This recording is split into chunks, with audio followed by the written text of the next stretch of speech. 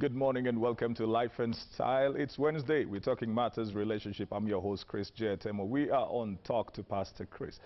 We value your feedback. We value the conversations that we hold with you. So we want you to join us. The hashtag is KTN Life and Style and the hashtag Talk to Pastor Chris. And of course, we bring you topical issues and discuss that with the panel. Today, we're going to be talking about forgiving an affair. Is that easy? Is that hard? How do you go about that? You know, do you even get to the place where you can forgive one? And to help me have that conversation is Joel Kobier and Catherine. Is it Gashuga? Shoulda, yes.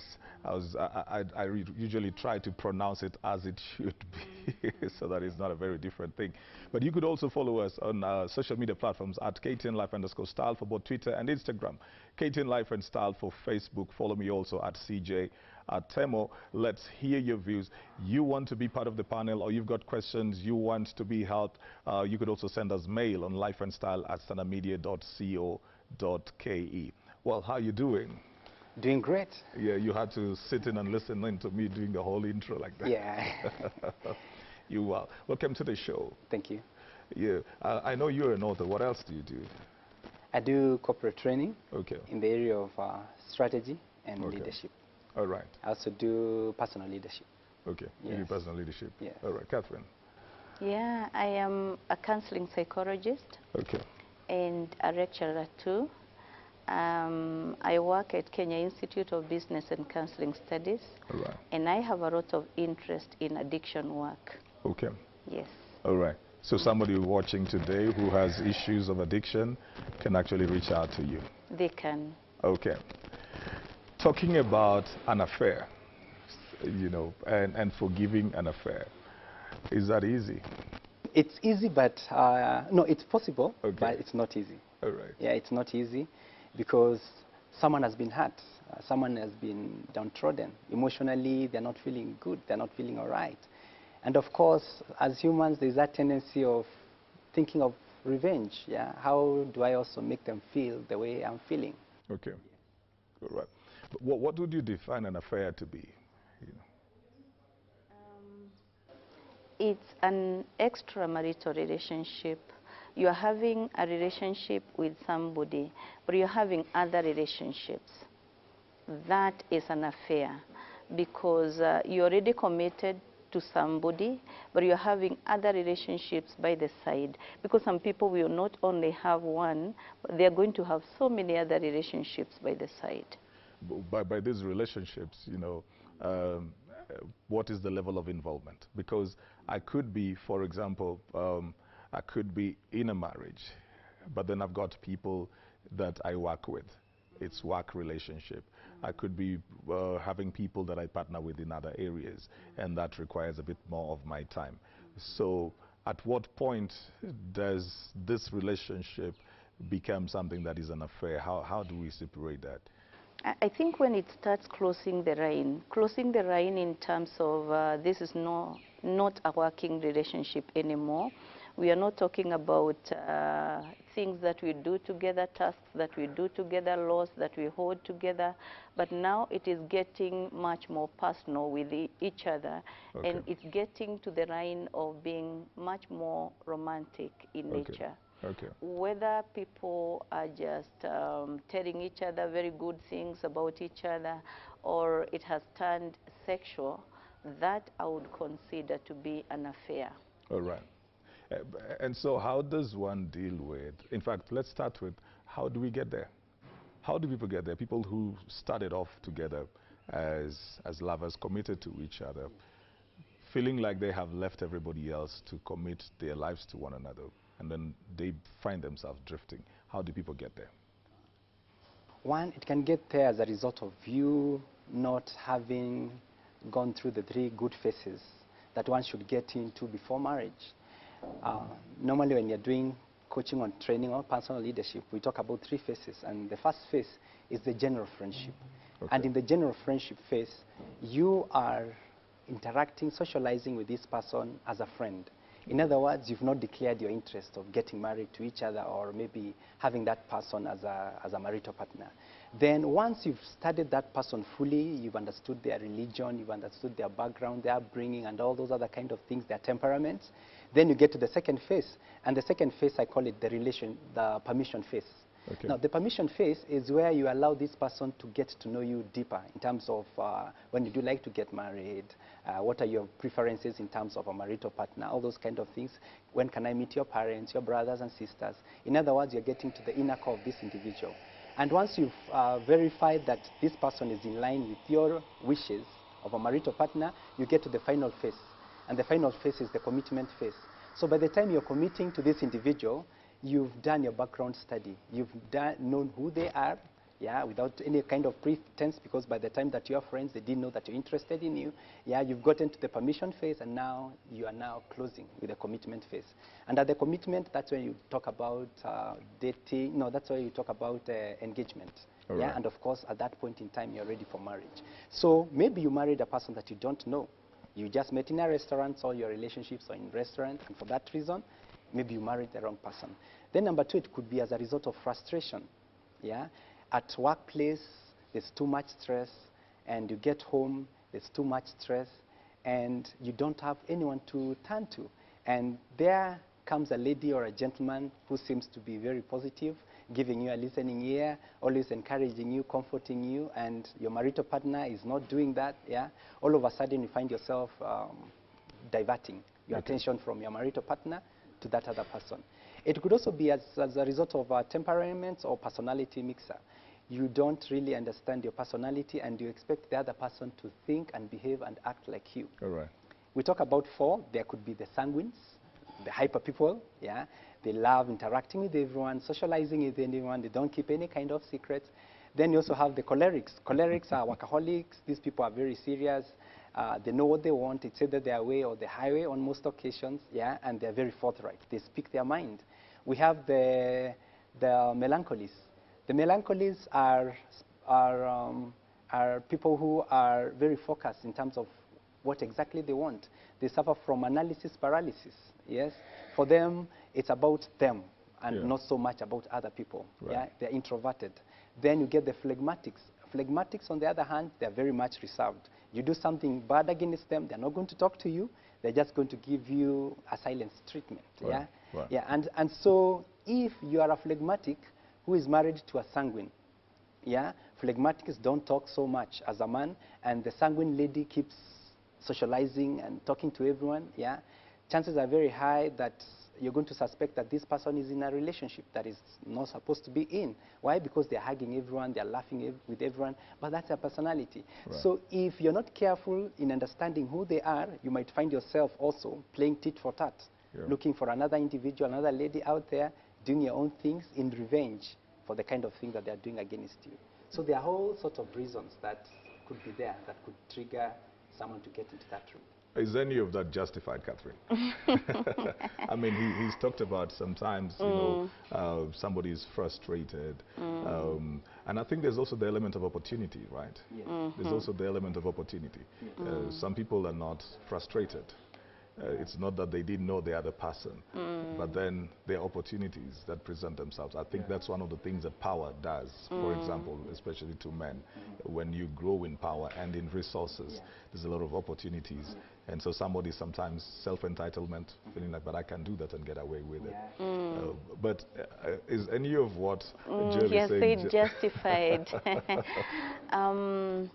You know, these things are not about justification, because sometimes people don't think through what they are doing. Okay. But inside themselves, unconsciously, there is a reason as to why they are doing whatever they are doing. Kobia talked about frustrations, and maybe picking on that, it's about needs. Are my needs getting met? All right. And because you got married, because you wanted needs to be met that family could not meet, other friends that you had could not meet, and they can only be met within the marriage. That is why you chose to be here. If those needs are not going to be met, then what happens is that people will start veering away and looking for other ways of meeting those needs. Okay. So I agree with Kobia that you can get frustrated to a level, even if you are a disciplined individual, you find yourself doing the unthinkable even to you, because your needs are not getting met. And the frustration levels are getting to a level you cannot be able to control them anymore. But again, there are many other reasons as to why people will get into an extramarital relationship, but needs have to be met. That is core, as Kobia has said. If I were just to dwell on that a little bit, so whether it is the man or the woman, before it used to be very clear that it is men who will go out.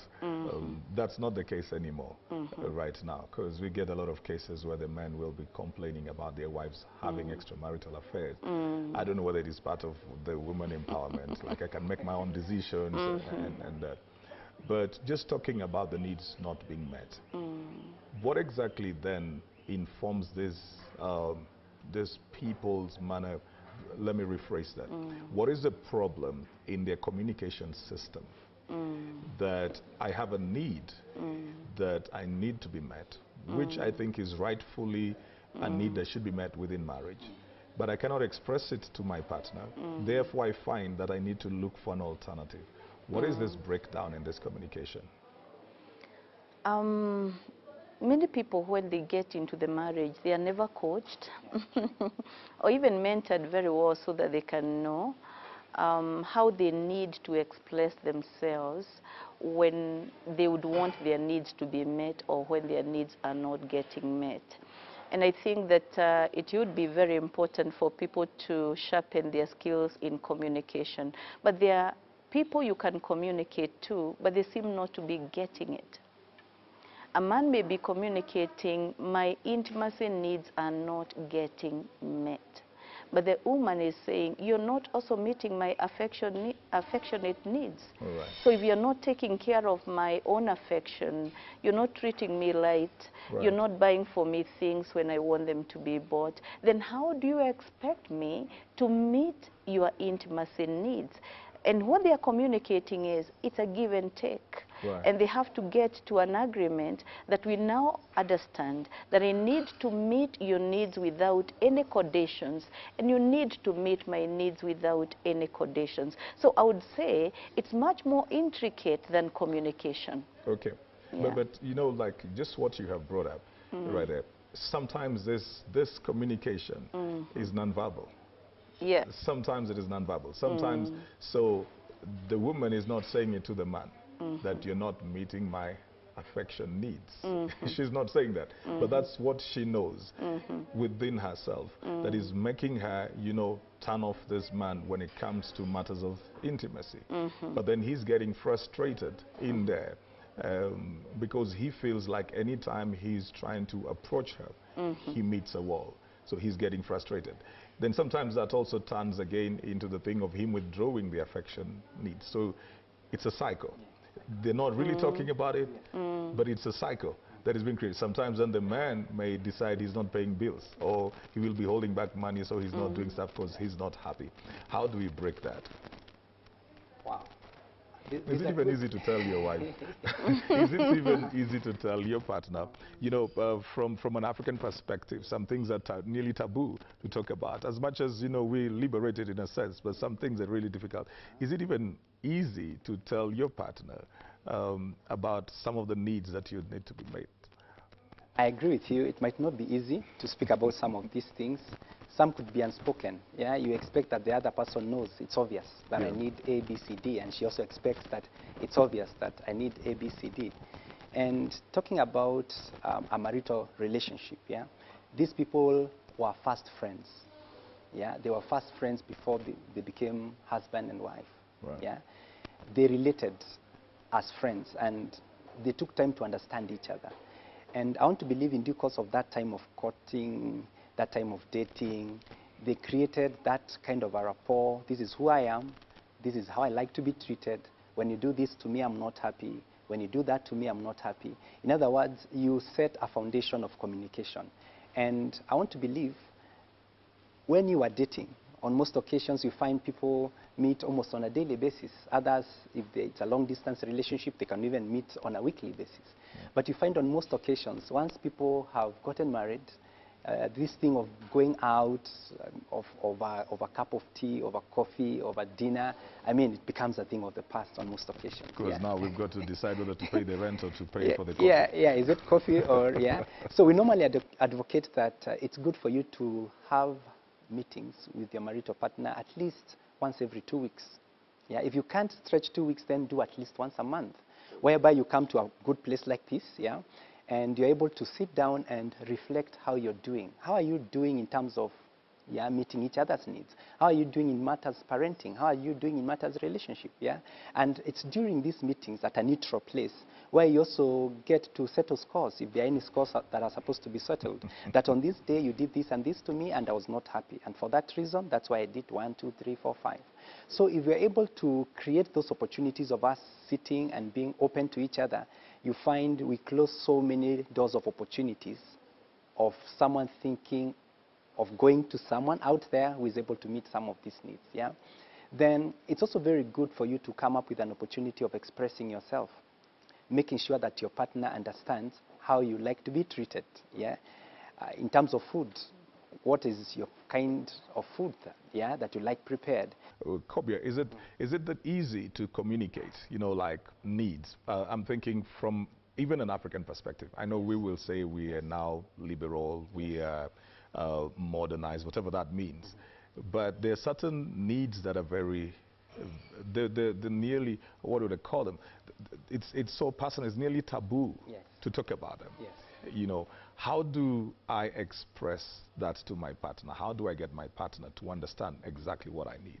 Okay. The assumption here is that before these two people became married, they were friends, yeah? They dated for quite some time, they understood each other.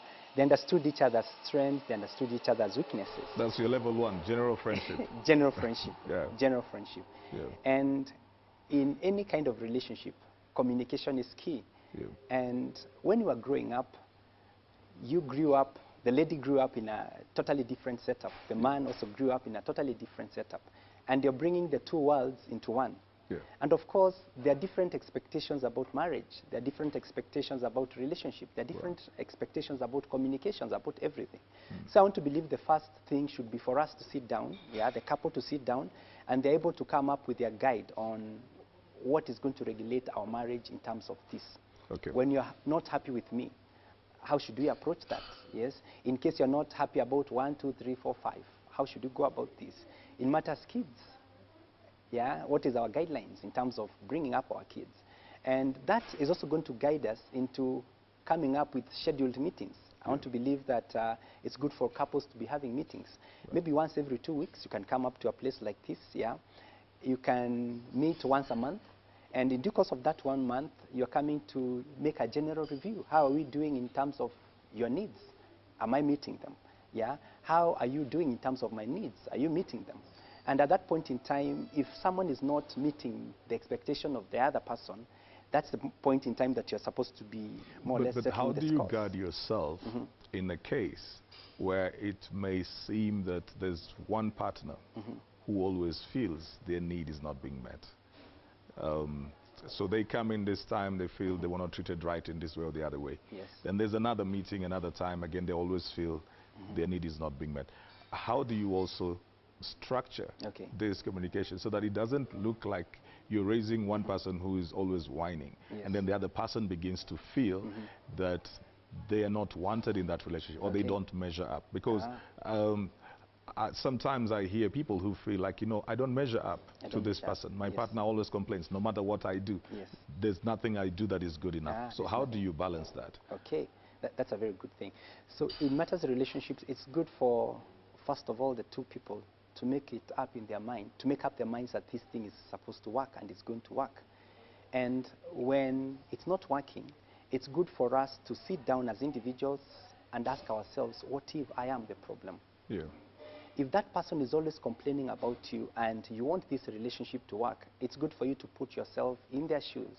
You call, you retract, and call yourself into a meeting and ask yourself, what if I am the problem? And you can take a piece of paper and a pen and indicate all those things that they've been complaining about. They complained about 1, they complained about 2, about 3, about 4. Then I ask myself, what if they are right? And I give them the benefit of doubt. After giving them a benefit of doubt, then I'm able to sit down with myself and start working on those things that they complained about. Right. But every time that they are complaining about something and you tell them they are the problem, all that you're telling them is that solution cannot come from you. Okay. Solution can only come from them. All but the right. moment that you accept the problem, then you also accept to be part of the solution. But Catherine, you know, still on that. So here I am. I'm always raising issues. Then my partner has ceded ground reasonably. Then they begin to feel that the more they cede ground, the more I demand. Because again, there's that element of the personalities that come in. So some people would just want to take. And so the other partner now begins to feel like no matter how much I give, I'm trying to help this marriage work, but then it seems like I'm losing myself. How is that marriage supposed to be guided? Right. It is very true that a partner can be giving and giving and giving, but the other one is receiving and receiving and receiving. And maybe in the growing up process, they knew how to receive and receive and receive, and the other one knew how to give and give and give. Picture a situation where a firstborn is married to a lastborn. A lastborn knows how to receive and receive, and therefore when they get into the marriage situation, they are still going to be the same kind of persons who would want to receive and receive, and the firstborn is giving and giving because they are still bringing their behaviors into the marriage. And that is why I'm liking when you're bringing in the element of personality. Can we then look at our own personality? And like Kobia said, maybe I need to ask ourselves, am I the problem here now?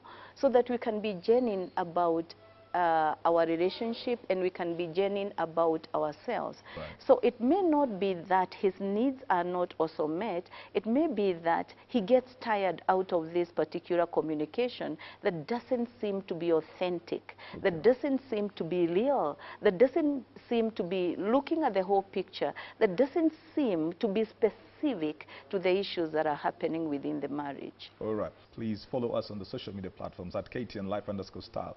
That is for both Twitter and Instagram, KTN Life and Style for Facebook. You could also follow me at CJ@Temo. You have any question, you have any observation, the hashtag is KTN Life and Style. Keep the conversation going because we are talking about forgiving an affair and we want to hear what you've got to say. I was talking about the element of, you know, one person losing themselves. We talked about unmet needs as a factor in the giving birth to extramarital affairs. That there are needs that are not met, somebody feels that. And I did ask whether those would be justified, and you said yes, they're justifiable. And so I still want to dwell there. And so we talked about how to communicate these needs, because sometimes the needs are unmet because they are also unspoken. The other person does not know. I think sometimes we assume that the other person knows what I need, yet they do not know. So it's very easy for a lady to feel like he needs to treat me in a certain way. This has been February, the month of love, so somebody will be thinking, you know, I should have received flowers on Valentine's. The other person was socialized very differently. He didn't even know it was the 14th. You know, it wasn't a big deal. Even those who knew, they're not socialized like that. Some of them don't know how to give gifts. Some of them don't know how to trigger what some people call the feminine side, which they don't know how to be soft and nice. They think when they pay the bills, they've treated you well. They think once they have removed every other stress, they have treated you well. So it's very possible for me to have needs that I have never let my partner know that I do have, or they may know, but then they don't know exactly how I want those to be met. And so we're talking about that, and I said, you know, sometimes I could be expressing my needs, and then the other person is meeting them, but I keep on now wanting more and more and more, until the other person gets to the place where they feel like, I'm not good enough. I'm not doing good in this thing. I don't measure up. And then somebody else is looking at either him or her, and they're feeling like, you're so good. Don't you think that even though we had that meeting, it's actually now producing something else, Kobia? Yeah, it's producing something else. Definitely it's producing something else. I've attended weddings whereby the priest tells these people in Swahili that sasa tunawafunga pingu za maisha. Sounds like life imprisonment. Right. Yeah? And of course that sounds a bit scary. Why? Because these two individuals Yeah. were at liberty to come to the house anytime they felt like, to hang out with friends, to do any kind of thing that they wanted to do. Someone might have worked so hard on their academics, yeah, and they wanted to climb the corporate ladder. But they get married to a person who tells them, I want you to become a housewife. Right. Or I just want you to be doing this and this thing. Yeah, you're not supposed to go to that kind of a gathering. You're not supposed to meet that kind of an individual. And you find in as much as this person had their liberty and they lived their lives, they were over 18 and of course they took good care of themselves. After getting married, now it's a whole totally different thing. Right. I've been called by ladies who are telling me that before I got married, my life was so good.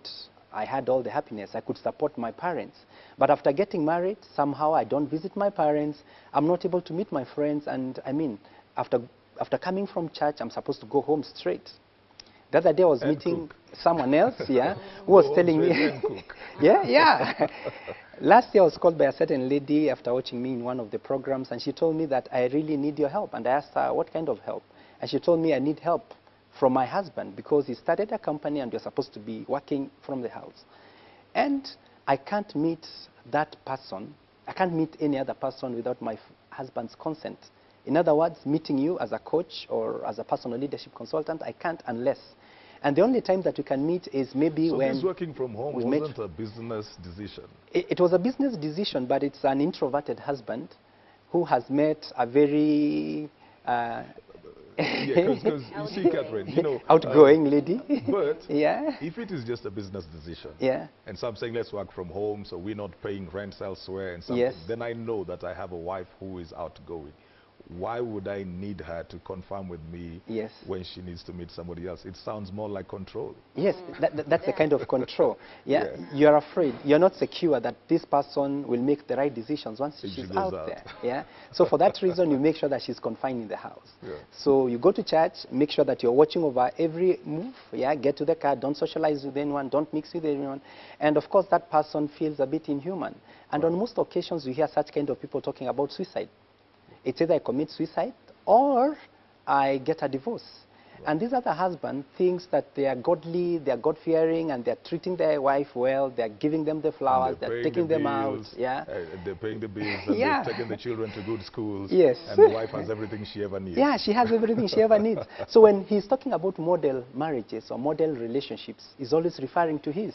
Because from his perspective, I mean, this is heaven on earth. But from her perspective, I mean, it's hell on earth. Right. So it's good for us to come up to that point of really what is your ideal marriage?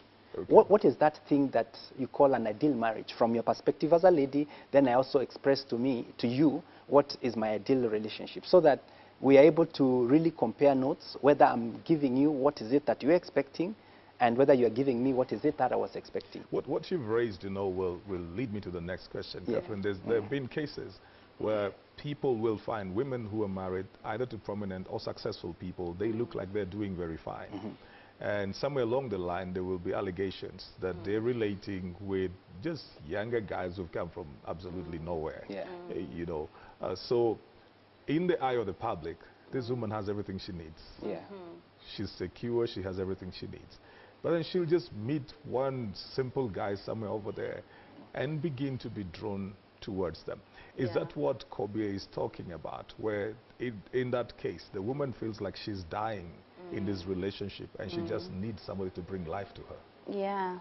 It is very true that this person who is gaining influence, this person who has a lot of resources, is a very hardworking person. And sometimes this person can have the personality of controlling the wife, not listening to her, only wanting their needs to be met. And the wife feels like, so I became a homemaker, nothing else. And because I don't want to be a homemaker, because my needs even of progression and development, even in my own career, are not being met. Because people will have individual needs and they have marriage needs. And her individual needs are not being met within this particular marriage. She's not feeling validated. She's not feeling taken care of. And therefore, what will happen, the person who is going to take care of her or she's going to see that that person is being kind to her, she's going to fall for that person. And you cannot blame her. And I'm not saying that we should excuse those kind of relationships. I'm only going back to the issue of the needs. Right. If her needs are not met within this marriage, then we can be able to understand the reason as to why somebody is going to take maybe the groundsman, or even the person who is cooking for them in the kitchen, or even the driver, to be the lover. Right. Because you see, their needs are not being met. Right. And the same comes in for men. I hear this all the time, men talking about, you know, their greatest need is respect. Can you define that for us over here? What is respect for men? What is respect for a man? Respect for a man is acknowledging his position as the head of the family. And he doesn't have to load that on us, right? Yeah. He doesn't have to keep on telling us, I'm the head. So if someone is continually reminding or affirming that I am the man, or who is the head of this family, or who is the man, or who married the other, that shows that someone has stepped into his shoes. Right. That is a bit insecure in the kind of things that are happening. And when you're talking ladies, you always tell them, one of the worst comments that you can ever make to a man is asking him, can't you be like other men? So and so, right. Yeah, can't you be like other men? Or can't you be man enough? Right. Yeah, such kind of things. And of course, by so doing, you are not respecting him. Yeah, you are taking more or less his position. And we always advocate, in as much as the lady you're earning $500,000 and the gentleman is maybe earning 20,000 shillings, he still remains the head of the family. He still remains your husband. Yeah, and sometime in December, I was having a conversation with a certain lady, and she told me that she's preparing for a divorce. And I asked her, why divorce? And she tells me she's the man of the house. Yeah, the man is not taking care of his responsibilities. And for that reason, she feels that she doesn't need him. And I asked him one question, how do you treat him in front of children? She told me, because I am the one who is able financially, I tell them that I'm the one paying school fees. When we go out, I'm the one who is paying the bills. Yeah? When they need anything from the husband, from their father, and is not able to provide, I ask them, come, I'm going to provide. Yes? Then I asked her, what if you started giving this gentleman some bit of confidence, yeah, and maybe if it comes to providing for the children, you can give him the money, yes, and let him be the one providing. If it's about going out, and you are the father, you are the mother, why not give this gentleman the money? Then Does that she's solve the the one problem? who's going to... Does it? Okay, well, in this particular case, I can understand Yes. It is going to help how the children view their father. Yes. Is it going to change how the woman views the husband? Because she's feeling like she's the man. Yes. Actually, what I'm getting from him Yes. and is that when you get married to each other and you have resources, the wife has resources that she is bringing into the family, the husband has resources, they may not be at the equal measure. But how do you regard the resources? Are they my resources? Are they your resources? All are the family resources. And maybe there is what I keep for me, for my personal use, and what you keep for yourself for personal use. Because there is a sense in which maybe this marriage never formed from the beginning. Right. If you cannot be mutually walk the journey, if you cannot be able to cooperate together in issues that are very key, then it would seem that they need to go back and ask themselves, where did the lane start beating us? Yes. Is it where we didn't form a marriage couple so that we can be able to define how do we get to develop each other? How do we get to support each other? How do we get to know that our resources need to be put in a common kitty, even if people need to have a certain level of freedom? All right. So that, in a sense, in that particular common place, they can be able to find confidence, they can be able to feel, I am not the bad one in this relationship, because But resources Catherine, belong to us. Yeah, but let me use the extreme case that he used. So I'm earning 20,000. My wife is earning 500,000. So we have a joint account. At the end of the month, we have 520,000 in that account. Yeah. Don't you think that at some point, subconsciously, somebody will feel justified to have an upper hand in the decision making when we want to decide where do we live, where do the children go to school. So I'm the man, I'm earning 20,000. Do I have the confidence to say, no, we're taking the children to a school where I can afford with my 20? You know, I'm just trying to figure that out.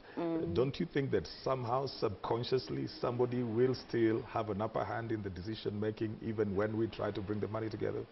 I agree that somebody may feel that I am compelled, I'm the one who is going to go with this decision. But then I need to know that if I am the one who is going to make a decision over this, I have killed the marriage. But if I want to go alone and I want to split and go and live my life alone, maybe with the children, then I can do that. It is going to be okay for me. Because then I have decided, kill the marriage, go your own way, have your freedom, grow alone. And that's okay. Because it is a decision I've made. You've brought up something that then leads me to the place. There's sometimes where people start at nearly at par. Yes.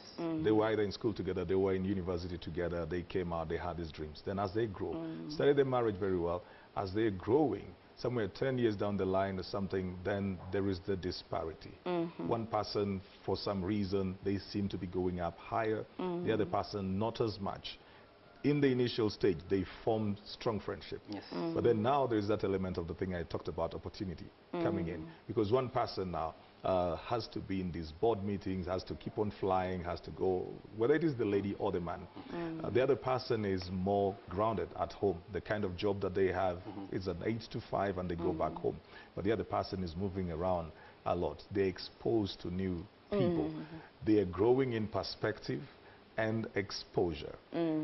Would that open a window or a door to an affair? It does. Definitely it does. It does, yeah. I love how about the meeting times. Yeah. Yeah. Yes, it does, Kobe, Yes. just like you're saying. But in some situations, it doesn't. All right. Because I travel a lot. Okay. But I am so much aware of what I want in the situation and where my boundaries lie and what is important for me. So I think it all depends on how you want to look at it. But we also know that that exposure opens a lot of gaps for those extramarital relationships to happen. So what is the spouse's role in just helping? If their spouse is traveling a lot, they expose. Some of them were never prepared sometimes for the level of influence and affluence they will get into. They've just worked hard. By God's grace, they've gotten into a place. Suddenly, it's a man, for example, and then he suddenly is meeting ladies who are interested in him. This guy had never been affirmed by anybody in his entire life. He's beginning to deal with attention. And he doesn't know what to do. Just like an adolescent, you know, you're in between. You don't know whether you're a child or an adult. You're trying to find yourself. How is a spouse supposed to be supportive to this other person without killing their dreams, but also helping them so that they don't get into that trap of falling into extramarital affairs? One of the greatest favors that a spouse can do for themselves is to ensure that they are always in good relationship with their spouse, especially if the other party is continually traveling. It's good for you to make sure that by the time they are leaving, you're in good terms. Yeah, because if you are not in good terms, chances are very high that you are likely to fall into any trap that is going to be offered to you. They can rebound on somebody else. Yes, right? because after all, you're going to ask yourself, after all, she's not been good to me, or he's not been good to me. He's been frustrating me, she's been frustrating me, and why can't I do 1, 2, 3, 4, 5? Yeah. But by the time you're traveling, you're in a good relationship, then your why of safeguarding your marriage is going to be very strong. And of course, if your why is weak, then of course you're going to give in. But if your why is very strong, then it's going to be a bit hard. Then the other bit is, what are you doing on a daily basis with regard to the relationship? It's good for you to treat your partner as if this is the last day that you're interacting with them. Every single day that you wake up in the morning, what is it that you're supposed to do with each other? In terms of checking on each other, how are you faring? Yeah? When is the last time you sent a text? Maybe during the day. Yeah? When is the last time that you bought her a present? When is the last time that you bought him a present? Yeah? These small things and add up, yeah, in making sure that the two of you... They enrich the relationship. They enrich But the in the relationship. case where now a couple for whatever of the reasons that we have talked about today, because I know one of the things that people deal with when they have had their partner in an affair is the sense of betrayal, and they have all these questions that they're trying to ask, and that's why I've taken a bit of time. You know, probably somebody would find an answer in the things that we're talking about as the triggers, because some of them sometimes then would blame themselves. They feel like, I'm just not good enough. It's a sense of, you know, they feel completely empty. Some go into depression. They just can't understand that somebody chose somebody over them. But in the case where somebody has found themselves in the place of an affair, and the partner now is aware, how is a case for another day? Because partners find out things, different methods. There are those who feel they need to snoop, find the phone. Some people are told, sometimes people just make a mistake. Somebody will leave a note somewhere over there, carry an item that was not theirs. They come with it to the house, in the car, in the office, whichever way that this person finds out. And they still want this marriage to work. How are they supposed to go about it? I want to agree that it's very, very painful to know that you've been cheated and betrayed by the person that you trusted, and a person that you have invested so much in life with. Maybe you have children together, you have other investments financially together, and this is a person now who is having an extramarital relationship. And there is a lot of resentment that you have inside yourself. We psychologists will say you have to know there is work in relationship to yourself. Okay. And you have to know there is work in relationship to the marriage. And there is work in relationship to your spouse. Right. Maybe your spouse is not disciplined in the way they carry themselves. You know, we can lack certain disciplines, and you're not able to, like, say, no, I am not going to get into that. Because again, just like we said, there are many reasons as to why somebody may lead into an extramarital relationship. Or maybe a personality issue where you are so dependent on other people, so that when you're going out of the country to do these other responsibilities or duties that you do outside the country, then you still need someone to take care of you out there, and you get them in huge numbers. So then somebody has got to know, I need to deal with my anger, with my pain, with the loss of how I considered this relationship to be. And I also need to speak to my spouse in ways that are going to help us to get answers out of this particular situation. Somebody who's watching right now, feeling that I've been betrayed, I've been hurt, my partner cheated on me, I still love them, but I don't know whether I can forgive them. What are those practical things that you just would tell them to do? Okay. Number one, I'll talk about committing it to God in prayer, because the institution of marriage, of course, was instituted by God.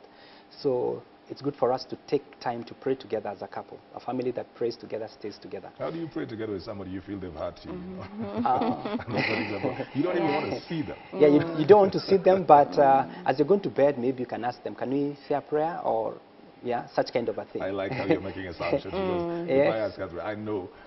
Sometimes, you know, somebody who's watching, they're so hurt that they're not even in the same house with this person, but they still feel they love that person. So they don't even have the opportunity of let's pray together, because, you know, we all deal with things differently.